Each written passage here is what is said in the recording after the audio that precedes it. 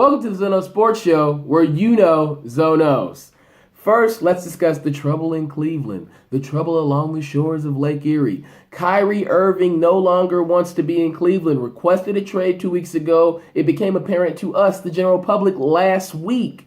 Now, Kyrie, obviously, he's unhappy for a number of reasons. He feels as though he should be the focal point of an offense. He's a superstar. We might as well credit the NBA Finals win for Cleveland to him because of the shot that he hit in the waning moments on Steph Curry, or I want to say Andre Iguodala's outstretched hand in Golden State the year before last, excuse me. Now, he's ready to be a one-man band. Okay, what are the teams that he's thinking about going to? He says that he's open to being traded to the Timberwolves, Knicks, Heat, and Spurs. Now, reportedly, when LeBron James found out about Kyrie not wanting to be in Cleveland, he was devastated, disgruntled, felt as though that Kyrie should still want to be there and play alongside him, even though we don't even know where LeBron will be next year.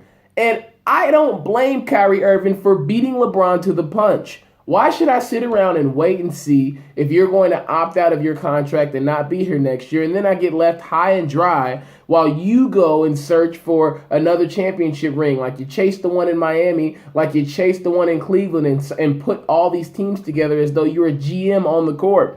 Why would Kyrie Irving sit around and wait and be left like that? This is about beating LeBron James to that proverbial punch. And Kyrie, I don't knock him. He's an alpha male. Alpha males don't mesh well with other alpha males. Shaq and Kobe. If you look at Scottie and Jordan, Scottie is clearly a beta wolf. So you're not going to have those type of issues on a dynasty like that because they all know who the king is. However, Kyrie, KI, sees himself as a king. Why not call him King KI?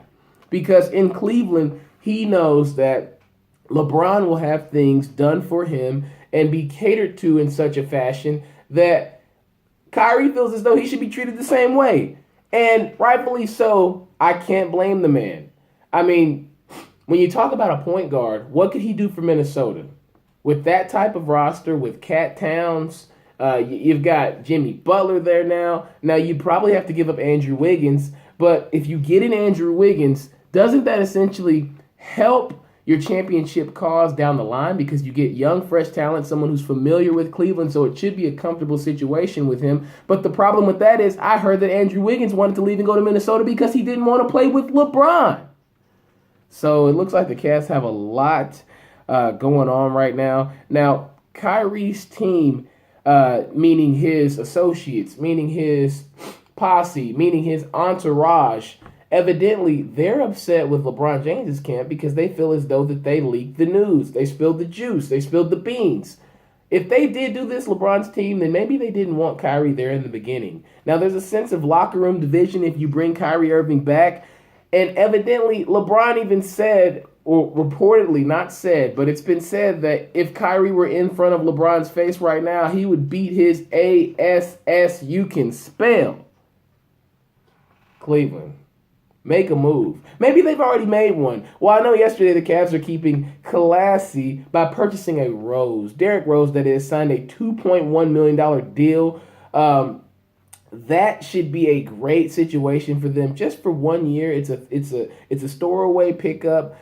You have a Derrick Rose who on the shelf, we don't know what he could be. Maybe Derrick Rose comes to Cleveland and he gets his second win. Maybe he can turn into, if not totally, but be somewhat of the MVP he was in 2010, 2011 before he tore the ACL up. Regaining the Rose could generate this championship.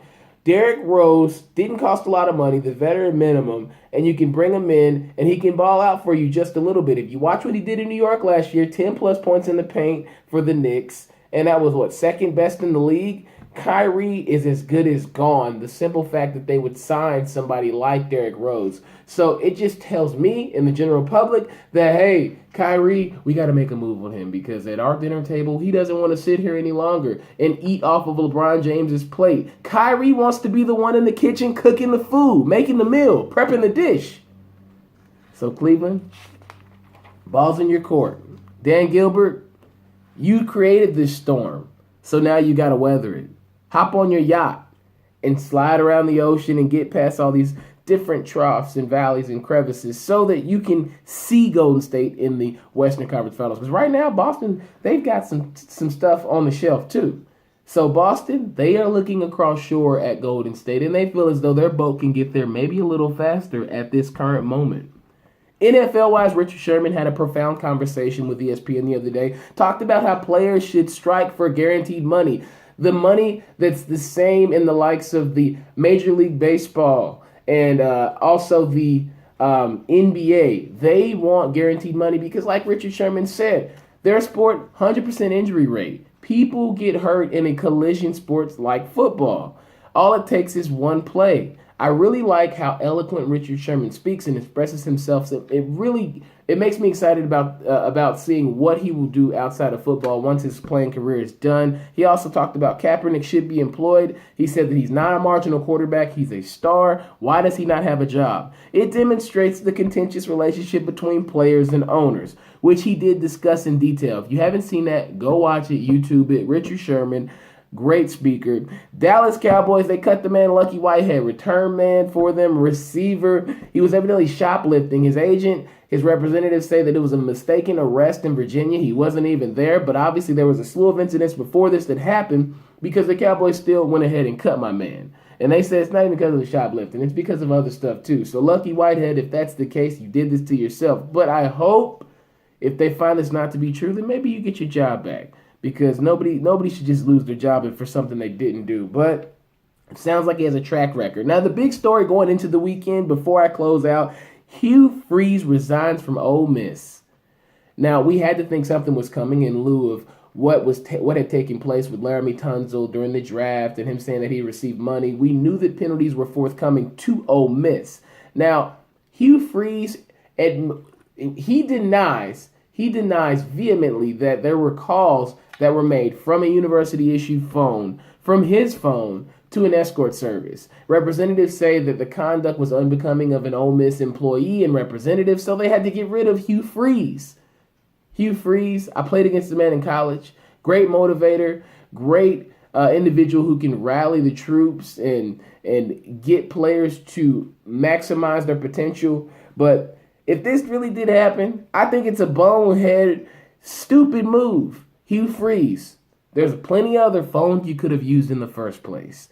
And if you didn't do this, who had your phone? Who had possession of your phone for this to be done? Because I don't think they make up phone records. But considering what Hugh Freeze built in such a short time at Ole Miss, what do we summarize this entire coaching career that he had at Ole Miss? I'd say that we can classify this as a failure because you had all that talent and you couldn't get past Alabama as far as getting out of the SEC. Even though you beat them at Alabama, you guys always stumbled somewhere else during the season, so you couldn't play in the SEC championship game.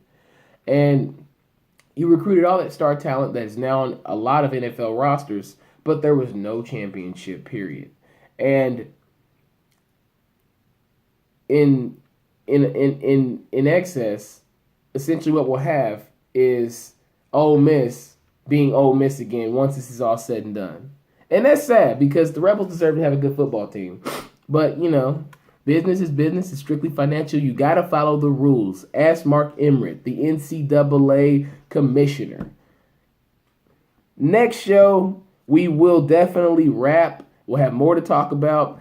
Also, before I leave, forgot to mention Jordan Spieth beat Matt Kuchar for the Open Championship. He might be Tiger, y'all, or better. No, but he's got a long way to go before he can be like Tiger. But Jordan Spieth has solidified himself as the #1 golfer in the world.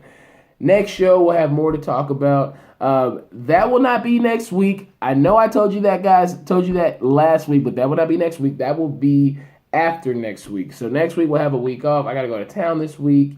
And yeah, we'll talk then. But thank you for watching the Zono Sports Show, where Zonos.